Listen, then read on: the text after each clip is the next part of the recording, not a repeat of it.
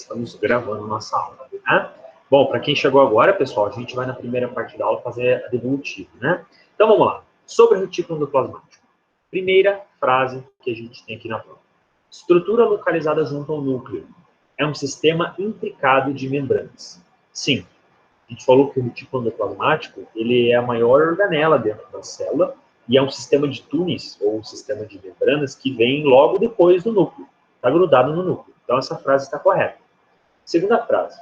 O retículo liso realiza processamento e endereçamento de moléculas. Não. Quem faz essa função, na verdade, é uma outra organela, né? É o complexo de Golgi. O retículo liso, ele tem outras funções. Frase 2 está errada. Terceira frase. Existe abundância de ribossomos na parte lisa do retículo. Não, essa frase também está errada.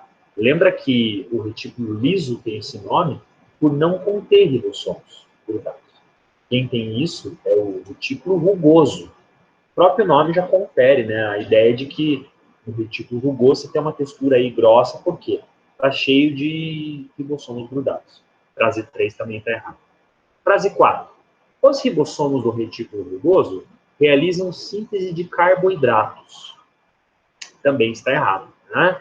O retículo rugoso, por ter ribossomos, ele faz síntese de proteínas. Essa é a função principal dos ribossomos. Tá? Frase 5. O retículo rugoso ocupa a maior parte do citoplasma. Sim, isso é verdade. A gente acabou de falar que é a maior organela do nosso célula, então a frase 5 está correta. E a frase 6. O retículo liso é responsável pela síntese de lipídios. Sim, essa frase está correta. Diferente do retículo rugoso, por não ter ribossomos, o retículo liso sintetiza alguns tipos de lipídios. Né?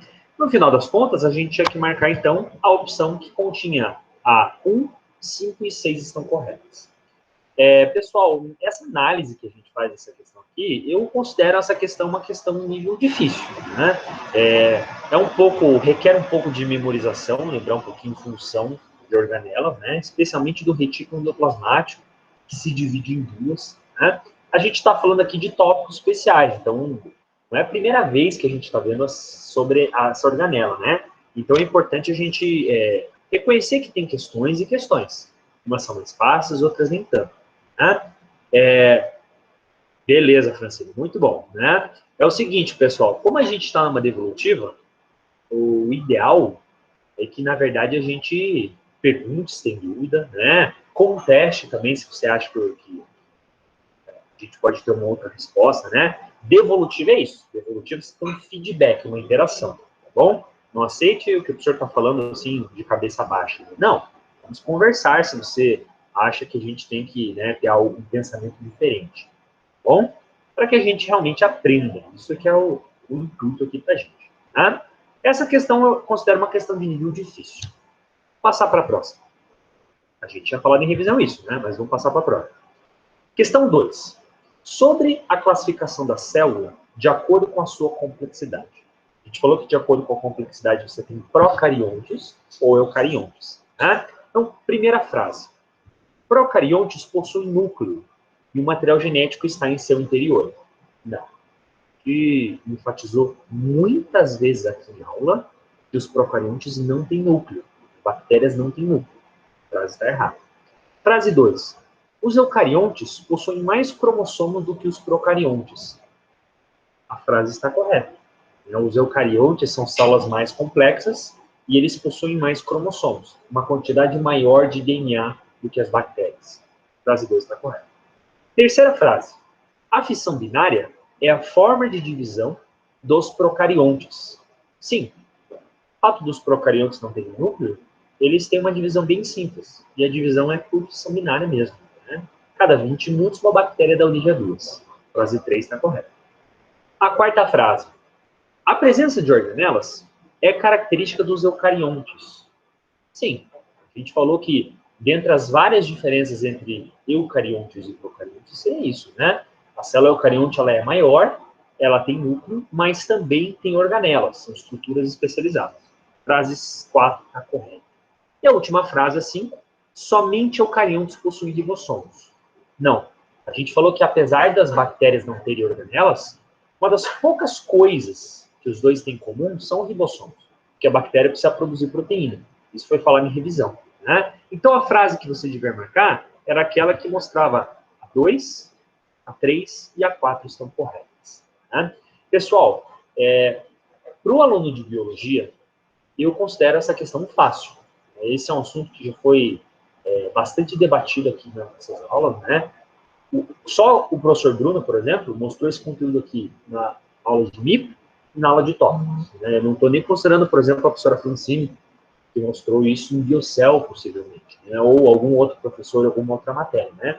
Então, isso aqui, para o aluno de biologia, isso tem que ser conhecimento comum, né? Você não pode sair da faculdade sem saber isso, porque estudar tipo de célula é você estudar a origem da vida. E a origem da vida é quase o filé mignon da biologia, né? Então, é muito importante que você saiba, né, com essas noções de origem da vida. Okay? Terceira questão. Sobre a membrana plasmática, marque a resposta correta, né? Então, vamos lá. Letra A. Bicamada, capaz de realizar apenas transporte com custo energético. Não. A gente falou que a membrana plasmática existe a forma de transporte passivo, e os meios, as substâncias químicas entram passivamente, sem custo de ATP, por exemplo.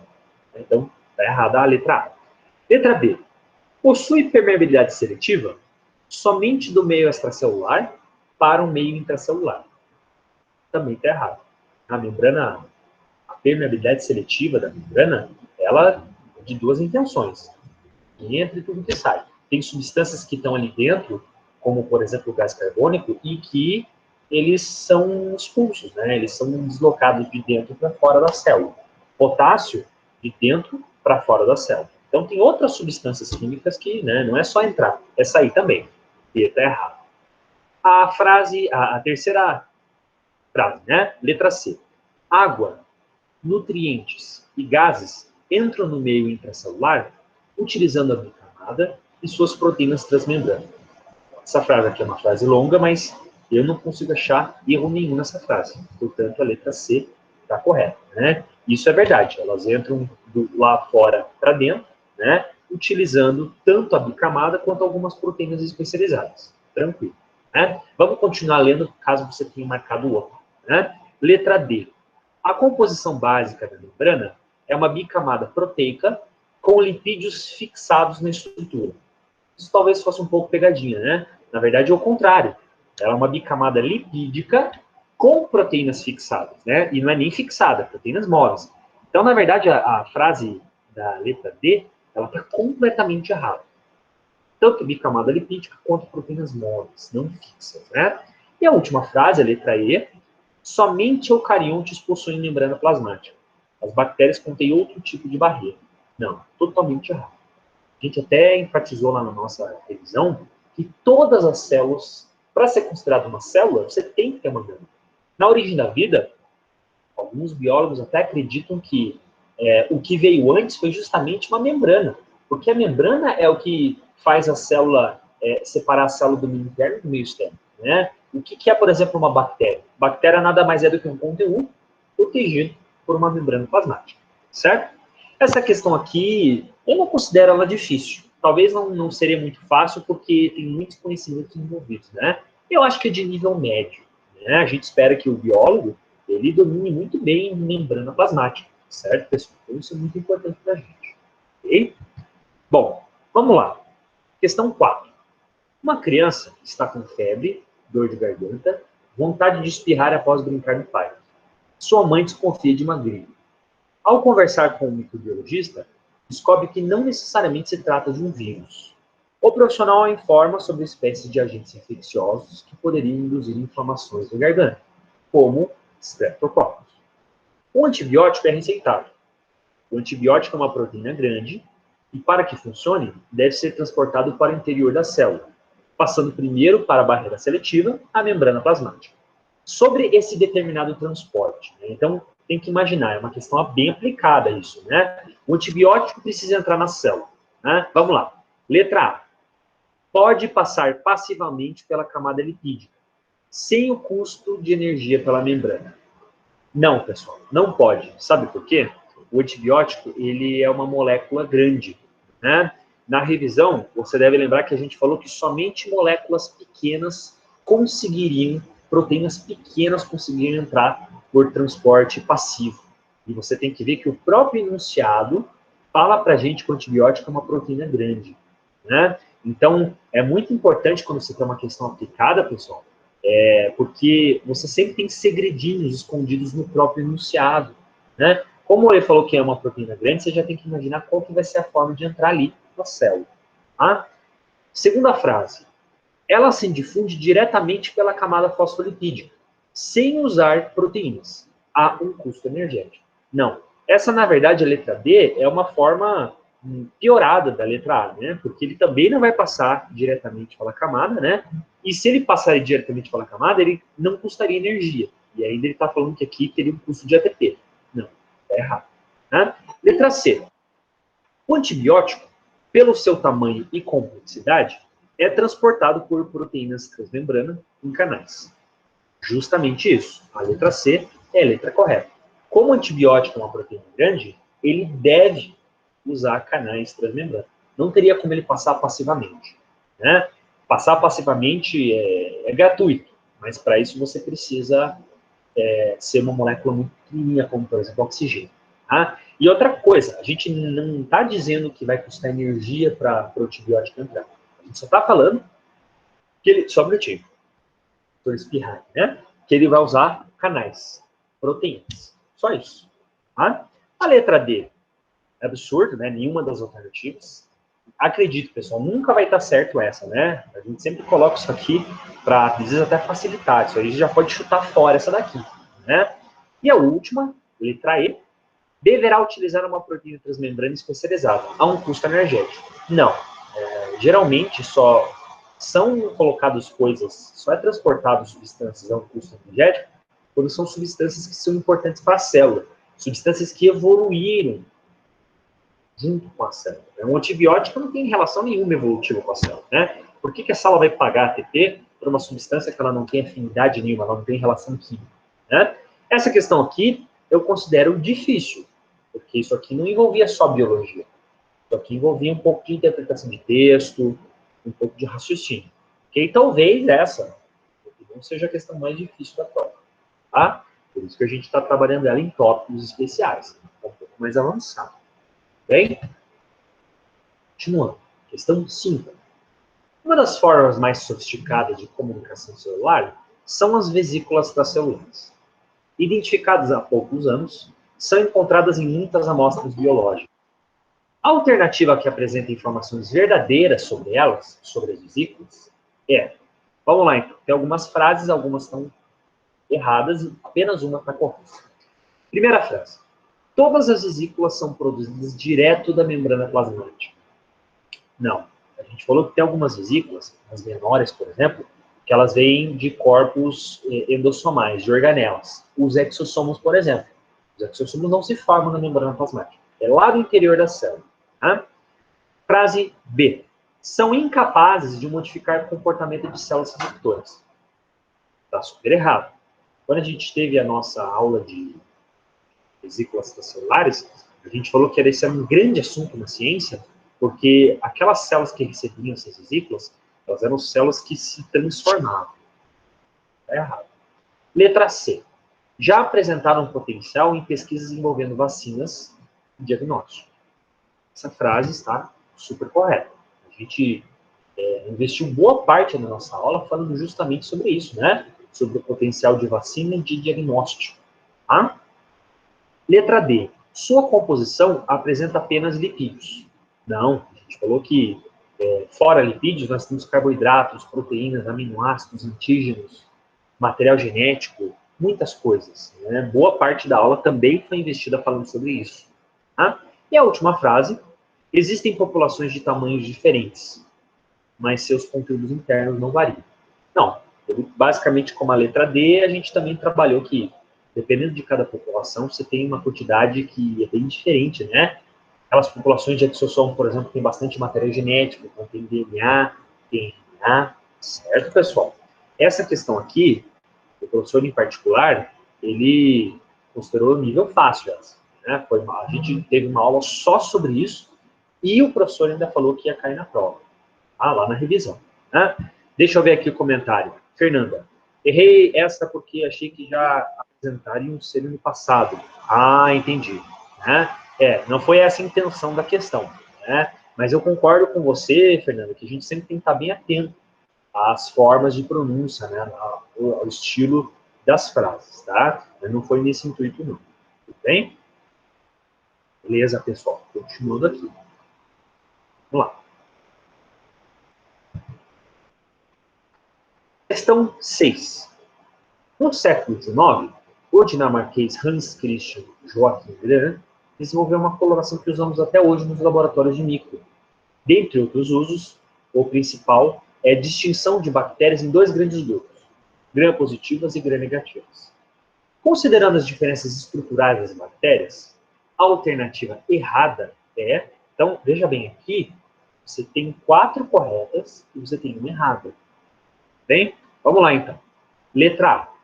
Gram-positivas são mais resistentes a choques físicos, pela espessura da parede. Isso é verdade. Quando a gram-positiva ela tem uma parede celular maior, ela acaba sendo um pouco mais resistente a danos. Né? Então, letra A está correta, não é para marcar essa. Letra B.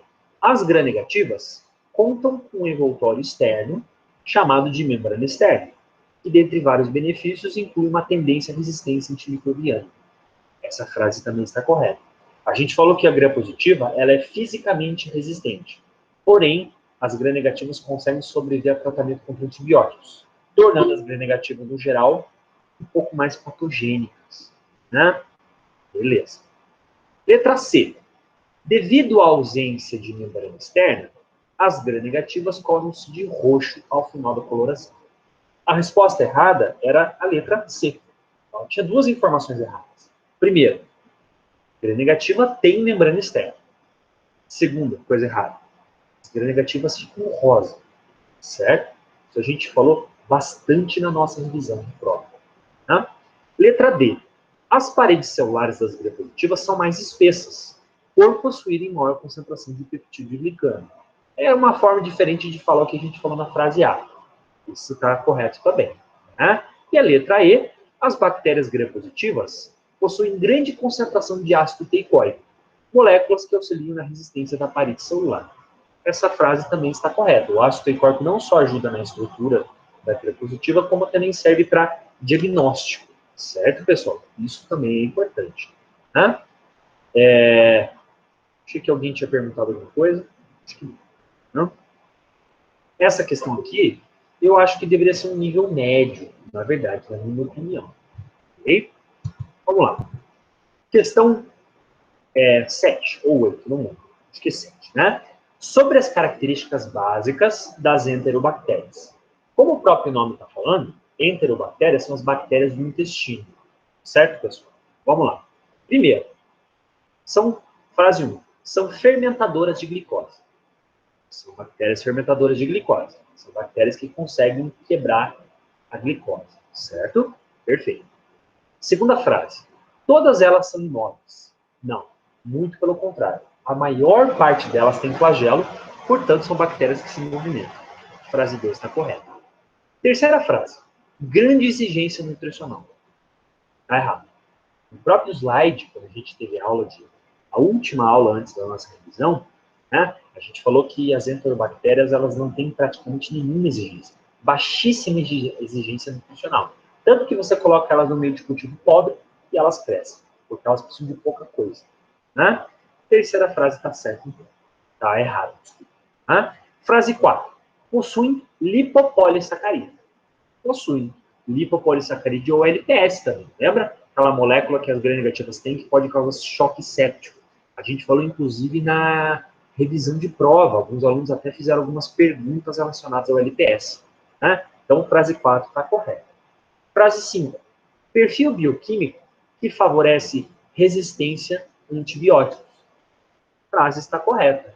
A gente falou que por ter membrana externa, por ter aquele gel periplasma com várias enzimas de resistência, torna as gram-negativas um pouco mais resistentes aos antibióticos. Então, a frase que você tinha que colocar era aqui, aquela que mostrava aqui a 1, a 4. E assim estão corretas. Essa questão aqui, pessoal, talvez seja nível fácil ou médio, dependendo do quanto você estuda para a prova, né? Mas a gente falou isso em revisão, certo? Então era importante você ter estudado o vídeo do YouTube lá na nossa revisão de prova, ok? Vamos lá. Questão 8. Devido à grande diversificação das espécies bacterianas, existem determinadas estruturas presentes somente em algumas espécies. Considerando as diferentes características das bactérias, é correto afirmar. Então vamos lá. Primeira frase. O glicocálice, ou cápsula, são envoltórios de açúcar presentes em todas as bactérias. Não. A gente falou lá na nossa aula de estrutura bacteriana que somente algumas bactérias têm cápsula, principalmente aquelas que causam doenças respiratórias, né? Frase até errada. Frase B. Os ribossomos das bactérias são idênticos aos dos indivíduos eucariontes. Não, também está errado. Né? A gente até falou na nossa revisão de prova que as estruturas que as bactérias têm são parecidas com os eucariontes, mas não são a mesma coisa. A composição da membrana plasmática dos procariontes é diferente, tem colesterol. Os ribossomos têm uma densidade menor. Tanto é que existem antibióticos que a gente usa para matar as bactérias e que se ligam nos ribossomos. Se por acaso a gente tomasse esse antibiótico, a gente morreria também, porque as nossas células também têm ribossomo. Né? Por que isso não acontece? Os nossos ribossomos são diferentes. Por esse motivo. Tá? Terceira frase, letra C. Os flagelos são prolongamentos proteicos utilizados na locomoção bacteriana, frente a um estímulo químico, como algum nutriente. Essa frase está correta. Justamente essa que era para marcar. Os flagelos são aqueles fios de proteína que a bactéria vai usar, né, para se locomover em direção a algum sentido. Geralmente por quimiotaxia, ou seja, por interesse químico. Ela segue a concentração de um alimento, de uma substância que ela precisa. Ok? Vamos continuar aqui. Letra B. Somente algumas bactérias apresentam membrana citoplasmática. Não, pessoal. Todas as bactérias têm essa estrutura. Tá? Letra E. As bactérias gram-positivas possuem na parede celular o LPS, o polissacarídeo, uma molécula capaz de induzir febre e choque nos indivíduos que metabolizam. Está errado. Quem tem LPS, ou lipopolissacarídeo, são as gram-negativas. Se você parar para pensar, pessoal, muito conteúdo aqui, muitas frases, eles acabam ajudando você a responder outras questões. Né? Por exemplo, a resposta da questão 7, ela estava aqui numa das frases da questão 8. Né? Então, se a pessoa estudou, ela consegue separar um pouco o joio do trigo. Ela consegue, por exemplo, lembrar, olhando essa frase aqui, peraí, isso aqui está anulando aquela outra questão. Né? Quando a gente faz uma prova, a gente tem que estar ligado nesse sentido também, certo? Essa questão aqui, eu considero um nível fácil, porque a gente teve lá a primeira parte da nossa revisão, a gente falou da estrutura das células, né? E logo depois de falar do eucarionte, a gente falou das bactérias. Isso aqui foi dado em prova. Tá? Vamos lá, continuando. Questão 9. Sobre as características principais dos vírus. Tá? Primeira frase. Os vírus são parasitas intracelulares obrigatórios. É verdade, a frase está correta. Frase 2. Possui tanto DNA quanto RNA. Não, ele possui ou um ou possui outro. Então, essa aqui, a frase 2 está errada. Tá? Terceira frase. Replica-se sempre no núcleo. Não, lá na revisão o professor mostrou que existem vírus que conseguem se multiplicar no citoplasma. Principalmente aqueles vírus RNA, aqueles vírus, por exemplo, que usam enzimas de RNase, que você não tem só no núcleo. Né? Frase 4. Alguns são acelulares. Não, nenhum vírus tem célula. Todos os vírus são acelulares. Não é questão de ser alguns, é questão de ser todos. Ok? Frase 4 está errada. Frase 5. Vírus DNA possuem taxa mutacional menor do que os vírus RNA. Isso está correto. A gente falou que, por ter uma molécula um pouco mais instável, os vírus RNA eles geralmente estão mais suscetíveis a mutações. Né? Ou, por exemplo, o vírus HIV, por exemplo, os vírus influenza ou coronavírus, certo? Então, aqui, frase 5 está correta. Você tinha que marcar qual? Aquela alternativa que mostrava que a frase 1 e a frase 5 estão corretas. Essa questão aqui eu considero também de nível fácil, pessoal. Né? maior parte dessas frases aqui, frases que a gente debateu bastante em aula, né? Tanto na micro básica, né, 2 anos atrás ou 1 ano atrás, dependendo de como se fez a matéria, ou aqui na nossa revisão de prova, tá? E a última questão que a gente tem, né, é essa aqui de microbiologia clínica, bacteriologia clínica. Em seu primeiro mês de trabalho no laboratório escolar, um jovem biólogo é criticado por ter utilizado o agar-sangue a 37 graus para semeadura de crostas suspeitas de contaminação por Staphylococcus aureus. O chefe da seção critica o funcionário devido a... Vamos lá, temos algumas frases aqui, né? Primeiro, o agar-sangue está correto, mas a temperatura deveria ser menor do que 37. Na verdade, não. Na verdade, não é o agar mais indicado e também a temperatura estava correta. Menor que 37 está errado também. Mas não faz sentido. Né? Segunda frase. Existem meios de cultura para fungos apropriados, como agar macon. Bom, primeiro, Staphylococcus aureus é uma bactéria, não é um fungo. Segundo, o maconque é um agar que a gente só utiliza para bactérias das fezes. Staphylococcus aureus da pele. Isso aqui está completamente errado, essa frase. Terceira frase. O agar-sangue está correto, mas a temperatura deveria ser mais elevada. Isso também não está certo, porque para essa bactéria específica a gente não utiliza o agar-sangue. Existem outros agars que a gente utiliza para estafilococcus. Tá? Letra D. Crostas derivadas de lesões, para quem não lembra o que são crostas, são aquelas feridas que a gente tem na pele. Né? Crostas derivadas de lesões são péssimo material para a cultura bacteriana. Não, na nossa aula lá de material que a gente utiliza, a gente falou que as crostas podem sim ser utilizadas para você semear em meio de cultura. Tá? E a última frase, se a gente até agora classificou todas, né? Essa é a frase correta. Agar-sangue não é o melhor dos meios de cultura para isolamento seletivo. O agar-sangue, ele permite que qualquer coisa cresça. Ele é um meio muito rico. Para isso, você poderia usar o agar-manitol, por exemplo, para selecionar o tipo de Staphylococcus. Naquela aula que a gente teve de identificação bacteriana, a gente falou um pouquinho sobre esse agar-manitol lá no diagnóstico diferencial, certo? Mesmo tendo falado isso, mesmo o professor defendendo a ideia, etc., essa questão é uma questão difícil. É uma questão difícil. Né? No final das contas, a gente termina aqui o que o professor tinha para falar, né, de devolutivo de prova. Né? Pessoal, eu queria saber no geral, a opinião de vocês. O professor já cansou de falar. Né? Como é que vocês foram no geral? Vocês acham que vocês foram bem? Vocês foram mal? Falem para o professor. Eu achei que eu ia pior, mas acho que eu fui bem. É mesmo? Opa! Que bom. Porque aquela 4 lá, professor, tava difícil mesmo, mas eu marquei aquela lá que tá certa, que é do antibiótico, é uma molécula tal, sabe? Porque a gente tem que interpretar bastante. Aí, como tava escrito lá que era complexo, enfim. Porque, como eu pesquisei, lá também falava que... Só que falava de fármacos, né? Só um pouquinho. Beleza. Enquanto Não, isso, né? vim falar com a minha mãe que tava fazendo barulho. Opa! Então, que eu pesquisei lá que fármacos poderiam entrar na membrana mais fácil, assim, né? Não tendo gasto energético e todas aquelas outras questões lá. Só que por ser o antibiótico ser complexo, né? Isso. Enfim, daí das outras acho que no momento é só, mas acho que eu fui bem, professor. Que bom. O que a Francine falou agora é interessante, porque, assim, essa prova, ela não era uma prova molezinha, não. Não era uma prova babinha que você fazia né, ia tomar um milkshake depois, não. Realmente é uma prova difícil, né? A gente fez isso porque você agora ou está saindo já está no último semestre, ou você já passou das matérias básicas. Essa matéria existe para isso, né? Também é ruim, pessoal, quando a gente, por exemplo, na faculdade, pega só a prova fácil, fácil, fácil, fácil, aí vai fazer um concurso público, daí tem questões difíceis. Vai fazer uma prova do ENAD, por exemplo, faz questões difíceis. Então, assim, a gente já tem que se adequar um pouco à nossa realidade, né? Questões são um desafio, né?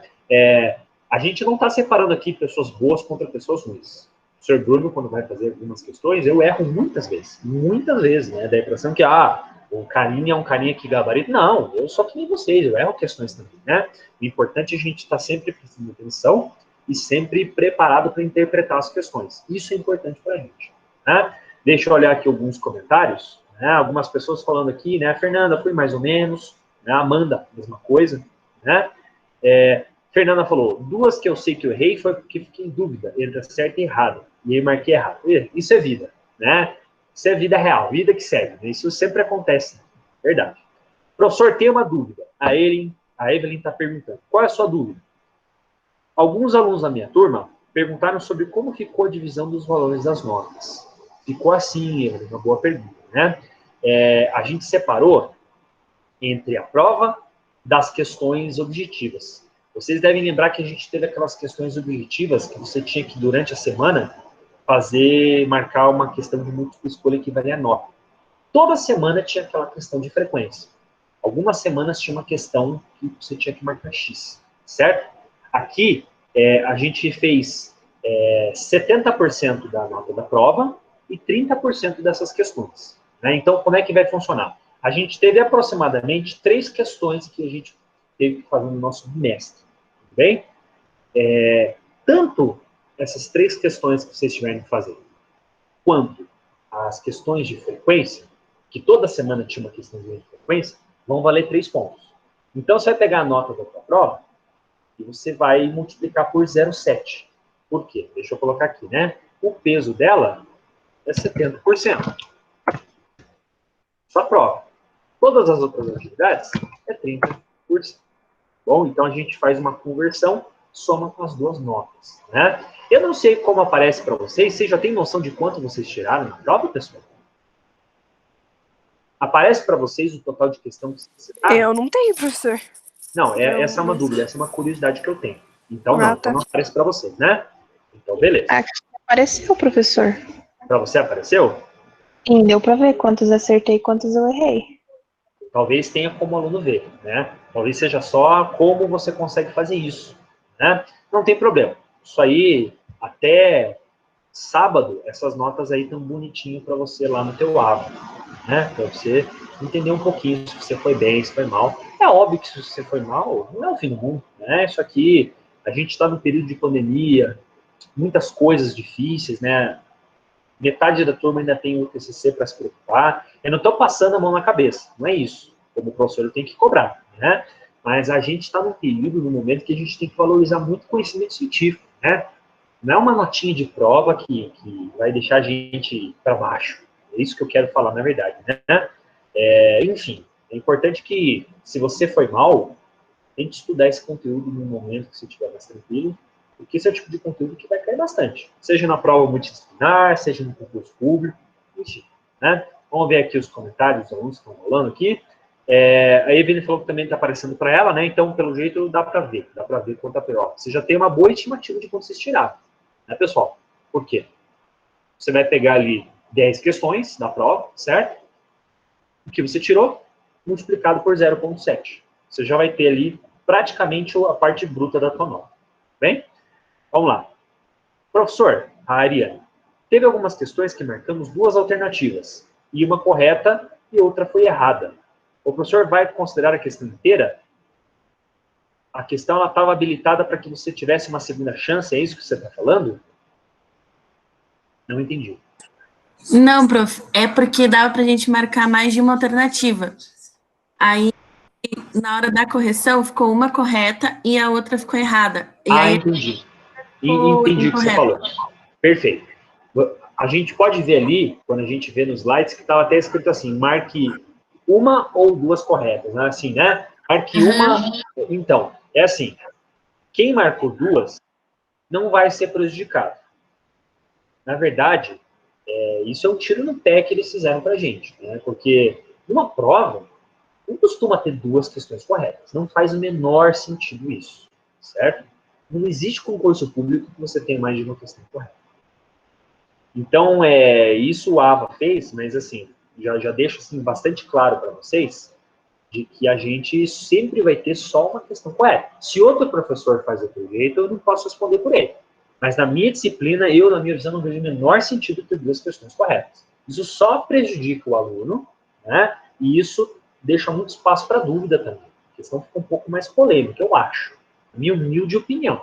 Né? Se outro professor usa 2, 3 corretas, desculpa, eu não concordo. Né? Mas eu respeito o critério das pessoas, tá? Mas resumindo, o senhor já está muito político aqui, né?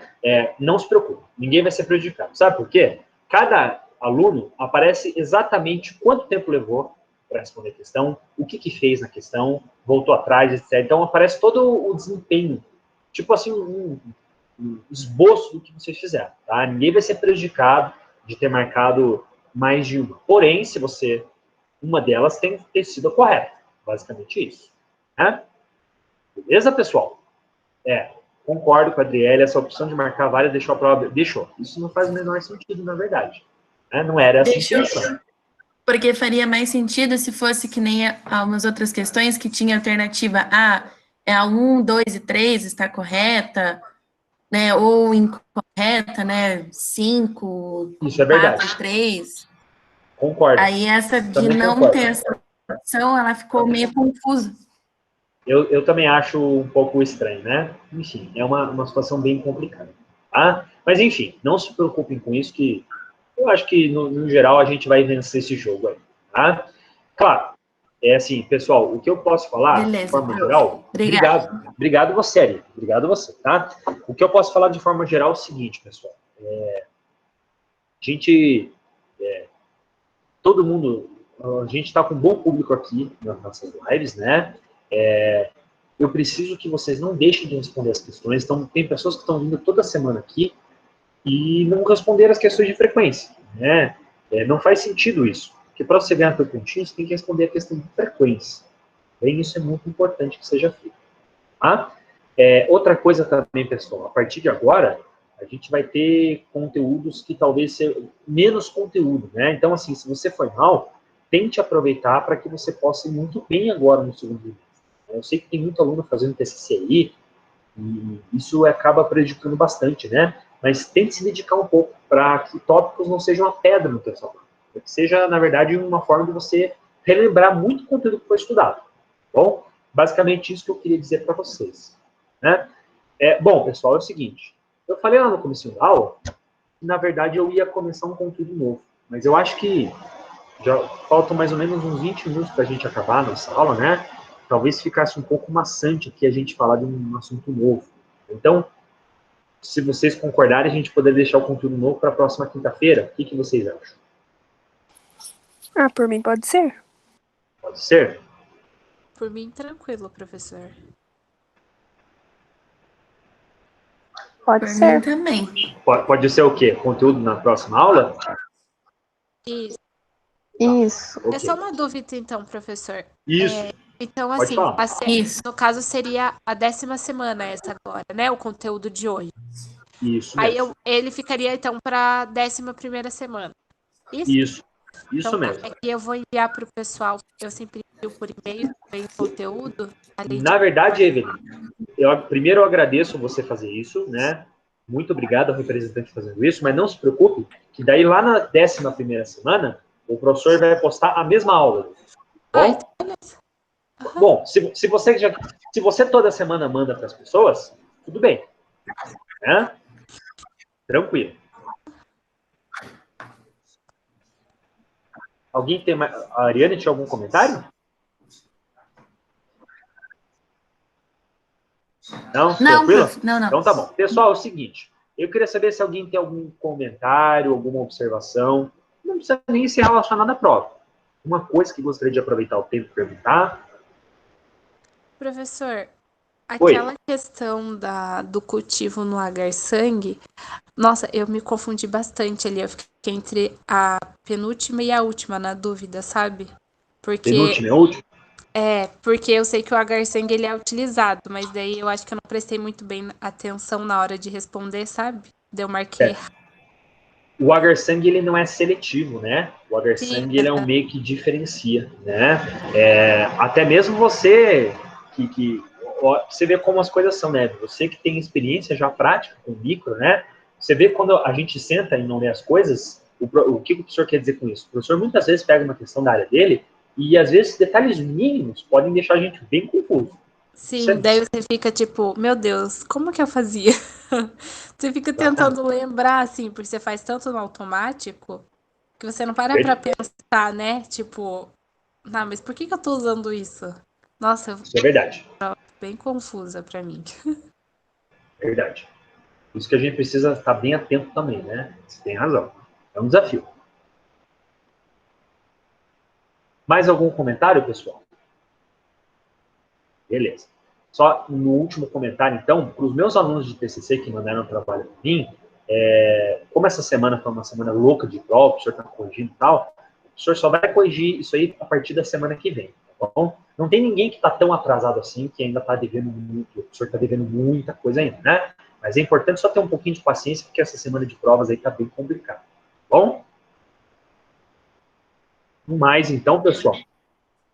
Eu até te mandei Ontem, de novo, né? uma coisa assim, né? Tem um pouquinho de paciência, então, para o professor sair dessa semana de correria, tá bom? Beleza, então? Beleza, prof. Obrigado. Tranquilo. Meus queridos, então é o seguinte, eu fico à disposição de vocês, né? Se não houver mais dúvidas, um ótimo feriado para vocês, né? Só lembrando, eu acho que vocês já sabem, né? Segunda-feira não vai ter aula, mas terça-feira também não vai ter aula. Terça-feira também não vai ter aula, né? Então, o dia dos professores, que é dia 15, ele foi passado para, né, o dia 13, que vai ser terça-feira, né? A Josiana fez um comentário, olha só, Josiane, a atividade de frequência da semana precisa sim, né? Ah, professor, mas você não passou o conteúdo, como é que eu vou fazer a matéria? Pessoal, essa questão, vocês errando, acertando, não importa.